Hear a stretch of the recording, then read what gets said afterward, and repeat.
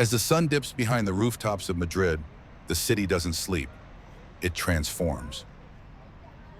From neoclassical arches to modern nightlife veins, we're walking the path where history, architecture, and culture collide.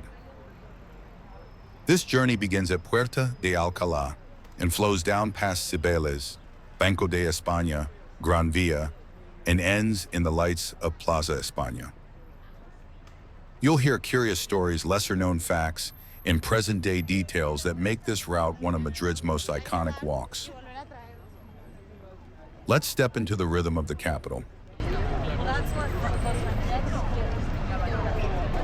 Did you know?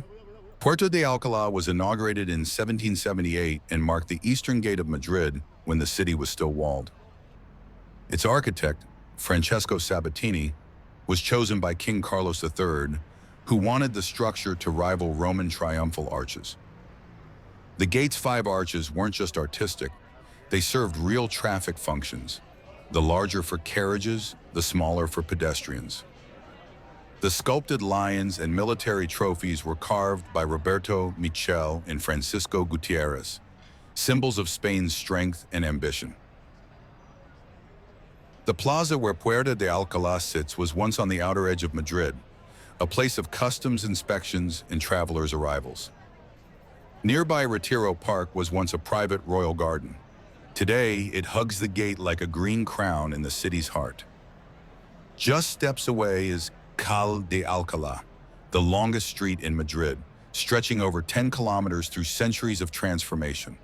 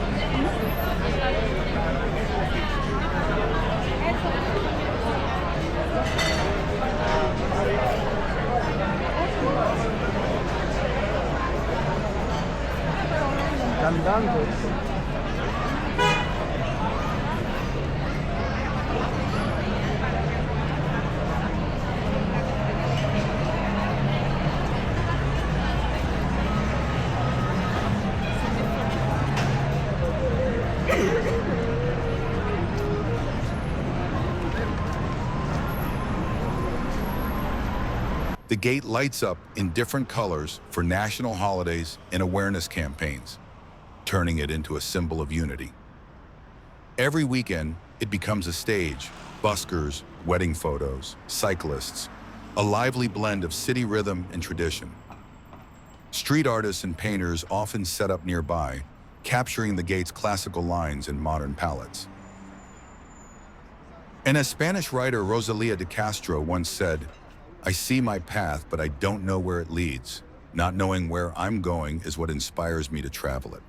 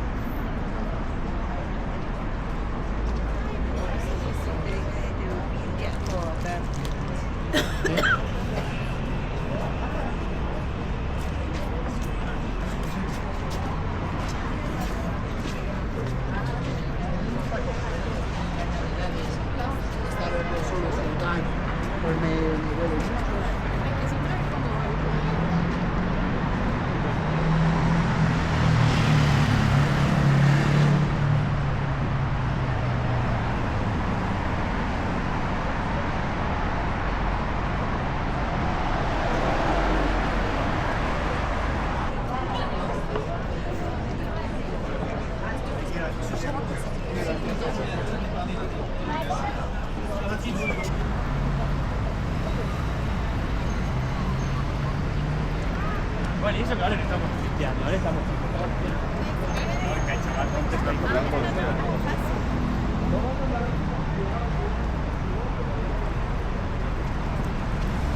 Guess what? The Cibeles fountain was completed in 1782 and originally faced inward, supplying water to nearby homes. The goddess Cybele rides a chariot pulled by lions, mythological creatures symbolizing power and fertility.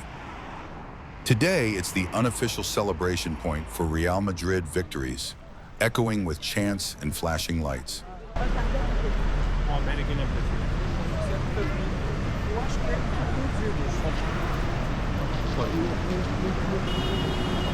Banco de España. Opened in 1891, this grand building guards Spain's gold reserves and has its vault beneath a water tank to prevent theft. Its interior includes priceless art, marble staircases, and antique clocks ticking across financial time. In literature and cinema, it's portrayed as a fortress of mystery, even in heists like Money Heist, La Casa de Papel.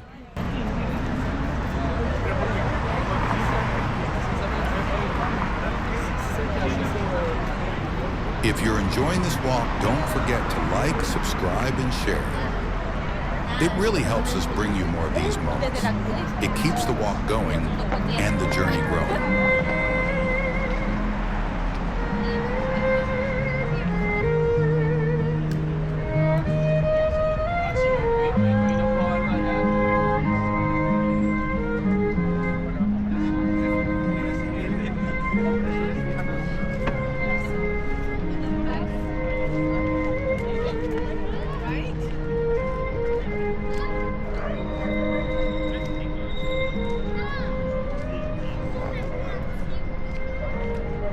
Did you notice?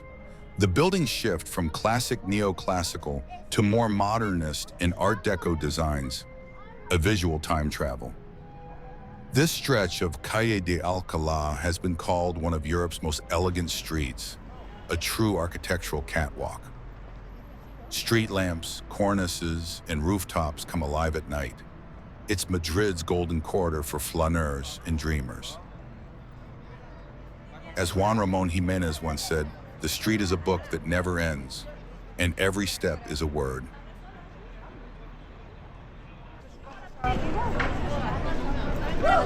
Did you know? The Metropolis building was inaugurated in 1911 and originally belonged to an insurance company.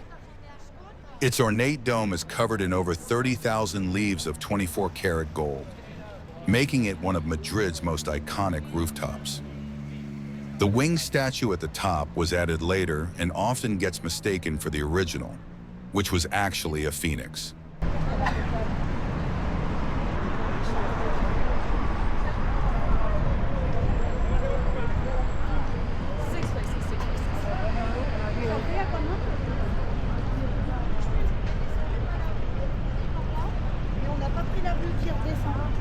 This stretch of Gran Vía marks the start of Madrid's 20th century transformation, once known as the city's Broadway. Along the way, the buildings reflect early cinema halls, hotels, and classic Spanish elegance from the 1920s. Look closely. The sidewalk patterns and facades preserve the original glamour, even as the shops change. As Vicente Aleixandre once wrote, streets carry the soul of a city, and some whisper louder than others.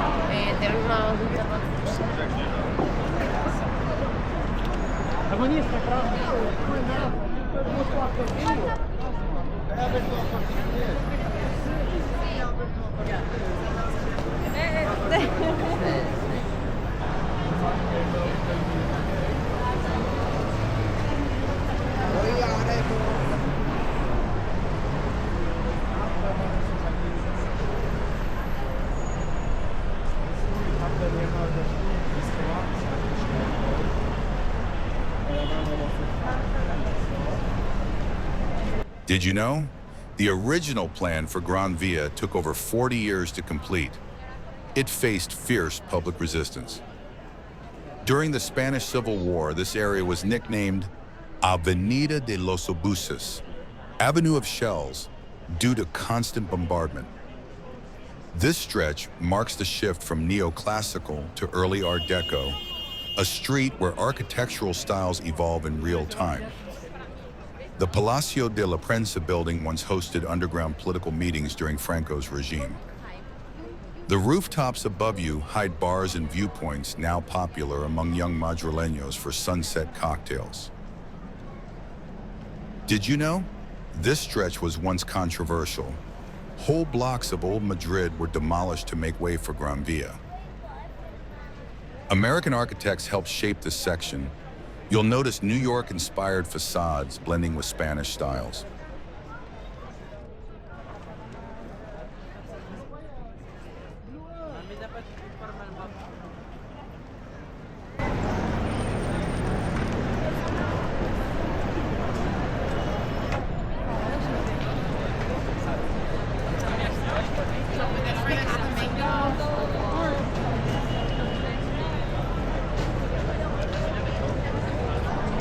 Did you know?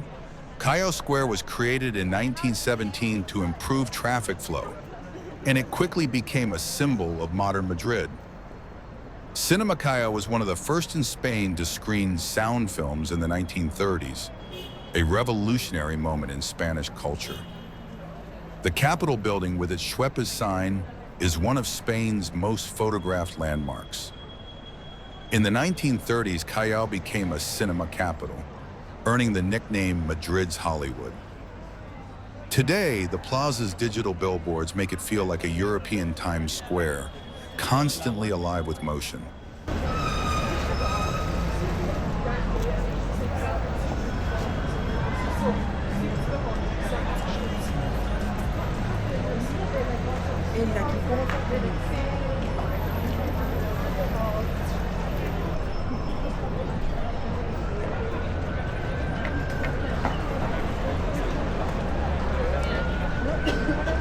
Did you know?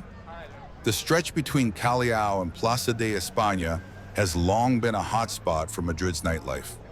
In the 1970s, it was at the heart of the Movida Madrileña, a cultural explosion post-Franco. Here's a cool one. Callao is Madrid's answer to Times Square, not just in looks. Its cinema billboards once premiered legendary Spanish films, some of which are still celebrated today. Most people miss this. Several buildings between Callao and Plaza de España were among the first in Madrid to introduce rooftop neon signs, turning the street into a glowing corridor after dark. Fun twist from the past.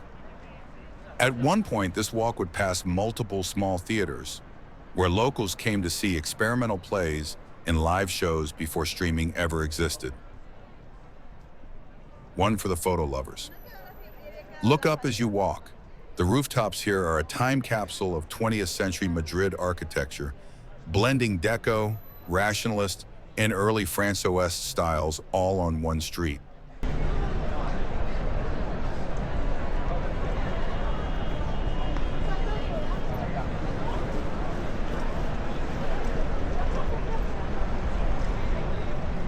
If you're enjoying this walk, don't forget to like, subscribe, and share. It really helps us bring you more of these moments. It keeps the walk going and the journey growing.